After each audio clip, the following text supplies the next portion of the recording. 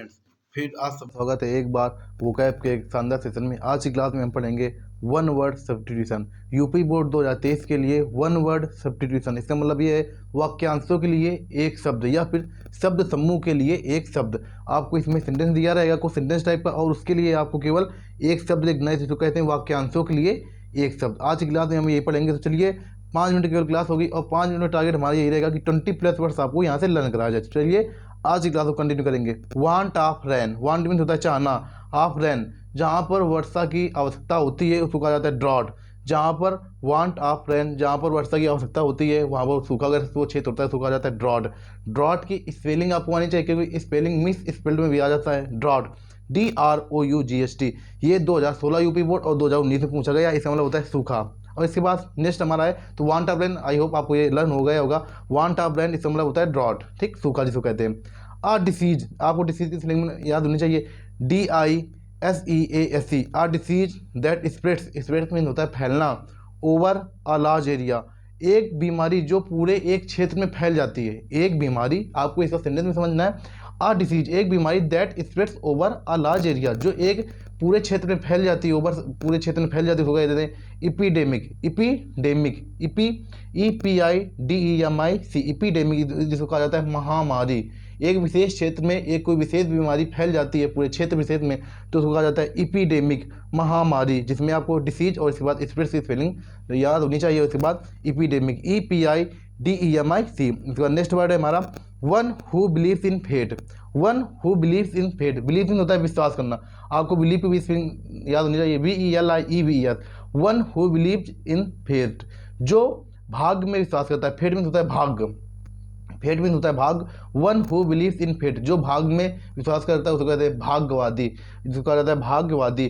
Fatalist, FATALIST, fatalist, FATALIST, fatalist, जो भाग में विश्वास करता है उसको कहा जाता है फैटलिस्ट, FATALIST, भाग्यवादी। इसके बाद नेक्स्ट देखो, one who believes in fate, ये हो गया one who believes in fate, जो भाग में विश्वास करता है उसको कहा जाता है फैटलिस्ट, FATALIST, ठीक। इसके बाद नेक्स्ट वर्ड है a person who has long experience, experience, EXPERIENCE।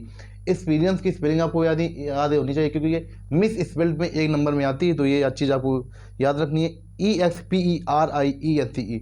A person who has long experience, एक व्यक्ति जिसके पास बहुत लंबा अनुभव होता है, जिसके पास एक बहुत कार्य करने का जो एक उसके पास एक बहुत ही ज़्यादा अनुभव होता है, वो कहा जाता है a person who has long experience, उसको कहा जाता है वेटरन, VETERAN,